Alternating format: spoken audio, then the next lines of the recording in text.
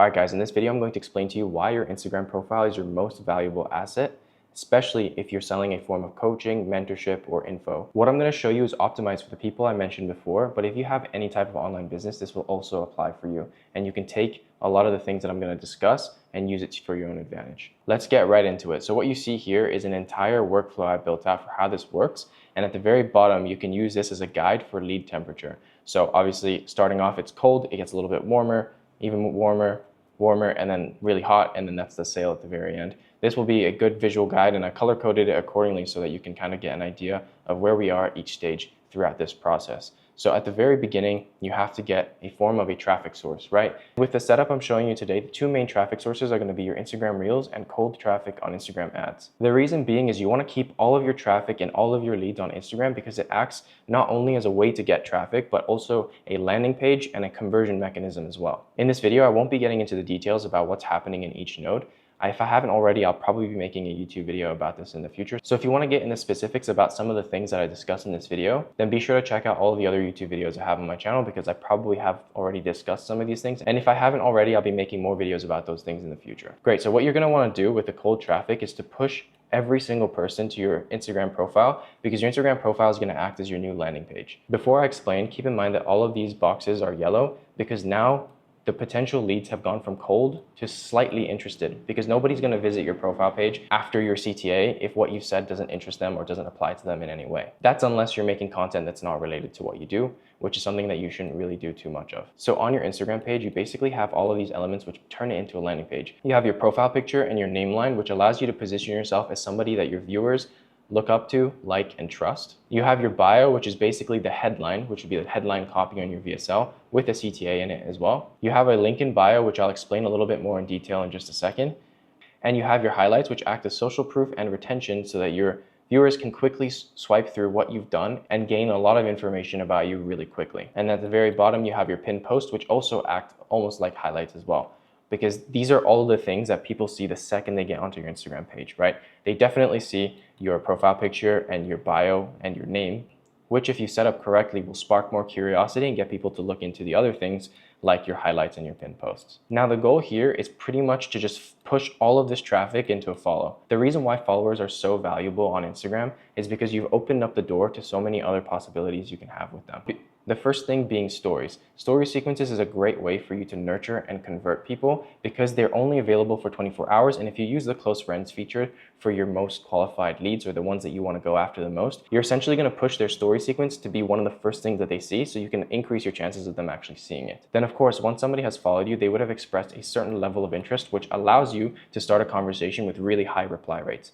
If you compare the reply rates for cold outbound versus warm outbound, which is people that follow you or people that comment a certain keyword for your reels, which I'll explain again later in this video, the difference is insane. It's upwards of like 20 to 30 times. We're talking like 1 to 3% versus 30 to 50%. So with your story sequences, you have multiple types. I won't get into the details of that in this video. And you also have automation integration. So if you were to get someone to DM you a certain keyword, you can capture that lead and start an automated flow where you send them different assets, which will essentially nurture them for you on autopilot.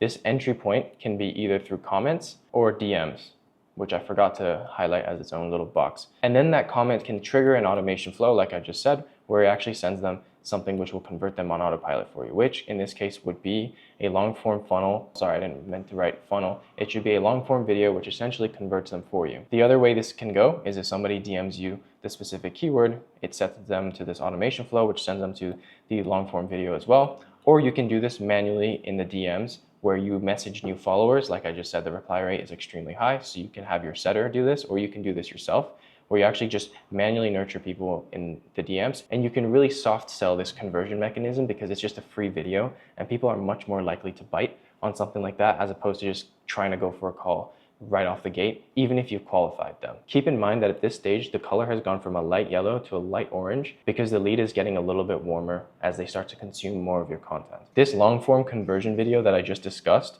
can lead to you getting a call booked, which skips directly to the potential of a sale. But the problem is there's minimal qualification because you don't actually know really who is the person who watched the video and whether they're actually a right fit for you. So that's the only limitation with having your link in bio when you have a long form video that's built for conversion, but it can still definitely work. And if you don't have a full calendar, then you should definitely throw the link in there, because even if you don't convert every single one of them and a few are a waste of your time, you might be able to get a couple good clients from that as well. So I didn't really know exactly how to map this out because I didn't know where to put this nicely in this funnel where it kind of makes sense. So I left this white because this has no temperature, because it's dependent on the type of retargeting ads you want to run. So obviously I just said what it was: retargeting ads, which are built for re-engagement of potential leads that are either really early in the pipeline or somebody who's gone cold. I just made a video last week about how to set up all the custom audiences for your retargeting ads so that you can make sure that you hit people exactly where they are with the right messaging so that you can increase your chances of success. That video is on my channel. Just feel free to check it out after this one if you'd like. Like I was saying, these retargeting ads usually serve two purposes, right? The first one being, and this is a yellow line, I don't know if you can see this, it's a little bit hard to see, but it goes all the way back here to get people to drop you a follow, right? Because they were initially at this stage where they visited your profile, but they haven't actually followed you yet. So you make specific videos that provide them additional value and give them an incentive to follow you. That's the objective of the first retargeting ad. The way you can go about this is either through targeting people who've watched your organic reels up to a certain retention point, or people who've commented and liked the post but haven't actually followed you after it. There's a bunch of things that you can do, but this first retargeting campaign is just to get people to follow you. And the second type of retargeting ad, again, sorry guys if you can't really see it, is meant to be the same orange from earlier, where there's people who've expressed interest, they follow you and they like your content and all that kind of stuff, but you haven't been able to actually capture them as a proper lead and you haven't really got them in the DMs. What you can do here is you can make retargeting ads to get them to make the first step and actually DM you. You would set this up with a DM automation like I just explained, so they would either comment the keyword or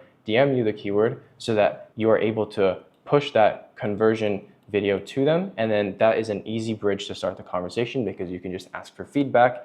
If they really like the video, they'd say it's good. Maybe they even booked a call. If they didn't book a call, you can ask them more questions to kind of qualify and push on their pain points and understand where they are and see if you can actually help them. So that's the second type of retargeting ad that you would typically run. There's a lot more to it, but this is just the foundation. Like I said before, if you want to see a video entirely about all the custom audiences you can make, then check that out. It's on my channel. I uploaded it last week. I kind of skipped over this already, but this branches obviously into two things: audience segments and the messaging depending on the pipeline. This is obviously a two-way street because you would be having the CTA be for the retargeting campaign to get followers be follow me for more XYZ, and the CTA would be for something to get somebody to DM you would be comment the word scale if you want my free resource.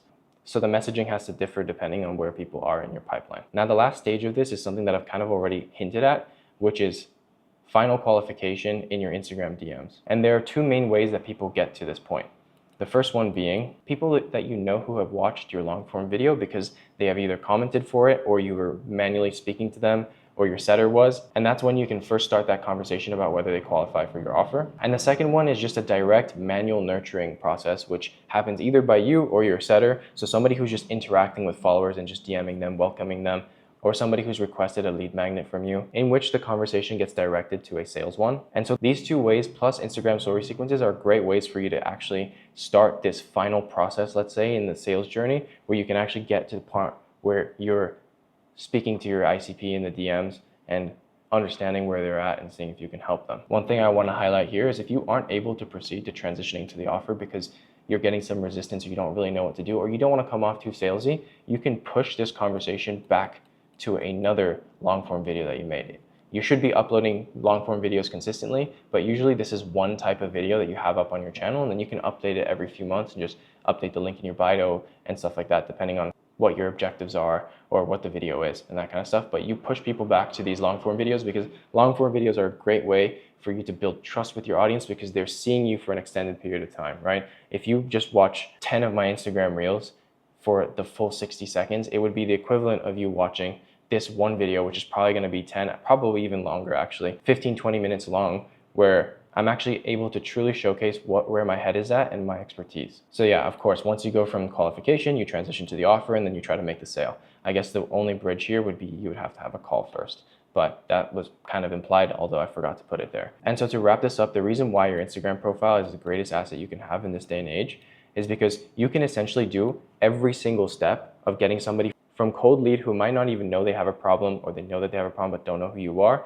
to slightly interested lead, to warm lead, to very warm lead into sale. And the beauty of this as well is that the ads that you run will continue to fuel the growth of your Instagram profile and continuously fill up your pipeline with brand new fresh leads every single day. The only 2 points where somebody actually comes off your Instagram and nurturing or conversion happens off the platform is when they either A, watch your long form videos, or B, go to your landing page to book a call, which, you know, whatever, at that point, it doesn't matter if they leave the platform because you pretty much have it in the bag. So yeah, I hope you enjoyed this video. And if you found it useful and want my help to actually implement this strategy into your offer and your Instagram profile, then the first link in my description is going to be to book a call with me directly. Otherwise, please drop a like and comment and subscribe and do all that kind of stuff as well. And let me know if you want me to make any new in-detail videos about the different parts in this funnel. Once again, thank you, and I look forward to seeing you on the next one.